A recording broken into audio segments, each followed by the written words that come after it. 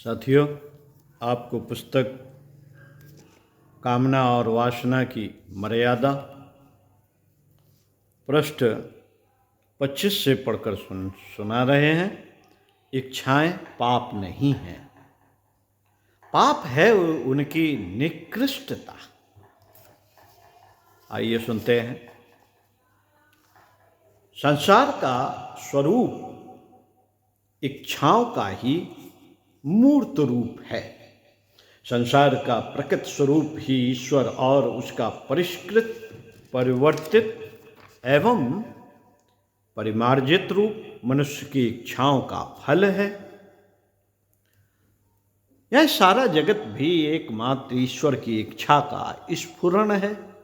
मनुष्य भी जो कुछ करता धरता है, उसके मूल में इच्छा का ही प्राधान्य रहता है।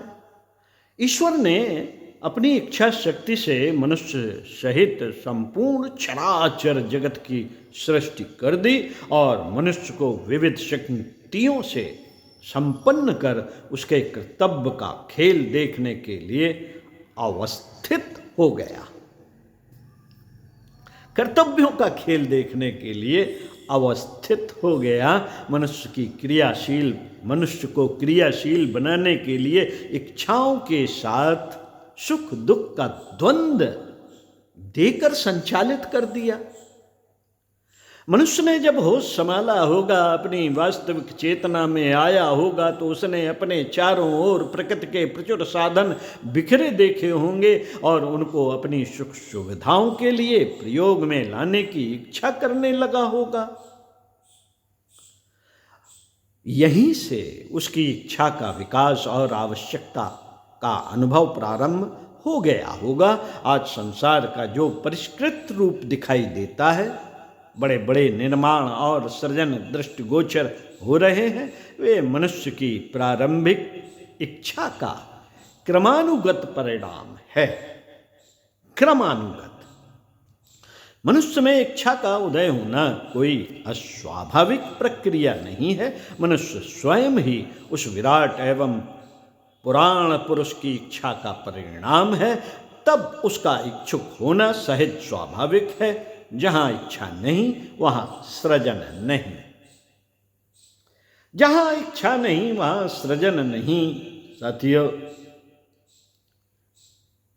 विकास नहीं, उन्नत और प्रगति नहीं। जिसकी इच्छा मर चुकी है, वह जड़ है, निर्जीव है, श्वास वायु के आवागमन का एक यंत्र मात्र ही है। जो इच्छुक नहीं, वह निष्क्रिय है, निकम्मा है और निरर्थक है। इसके साथ ही यह भी कहा जा सकता है, जो चेतन है, प्राणी है, वह इच्छा से रहित नहीं हो सकता। खाने पीने, चलने फिरने आदि और यदि और कुछ नहीं तो जीने की इच्छा तो करेगा ही। और किन्हीं कारणों से जिसे जीने की भी इच्छा नहीं है, तो मरने की इच्छा तो रखता ही होगा। आशय यह है कि क्या मनुष्य, क्या जीव जंतु, क्या कीट पतंग और क्या स्वार्थी, परमार्थी, मोही, मुमुक्ष, पंडित, विद्वान, मूर्ख, स्त्री, पुरुष, बालक और वृद्ध, सभी में अपनी अपनी तरह की कुछ न कुछ इच्छा अवश्य रहती है।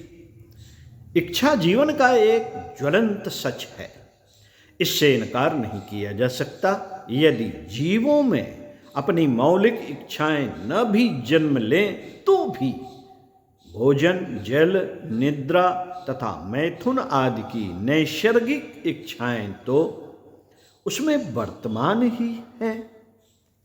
मनुष्य में यदि इच्छा का उदय न हो, तो संसार का विकास ही रुक जाए।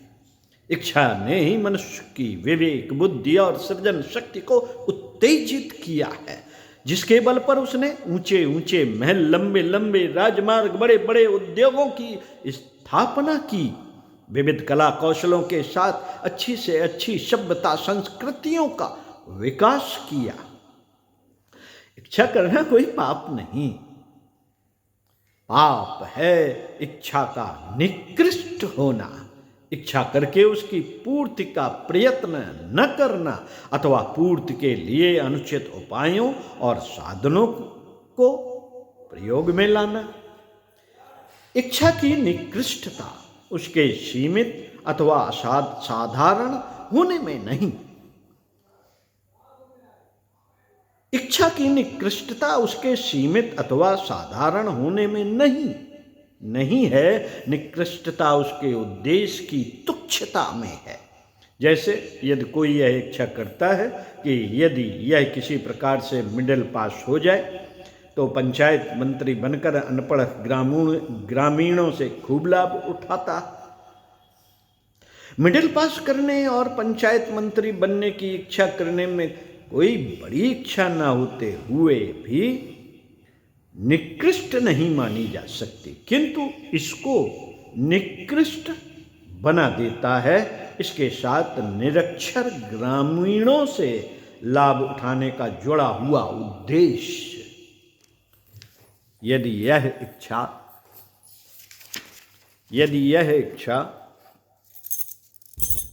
मिडिल पास करने और पंचायत मंत्री के रूप में अपनी इच्छा का उपयोग करने तक सीमित रहती तो बहुत निस्वार्थ एवं उच्च न होने पर भी निकृष्ट नहीं कही जा सकती थी।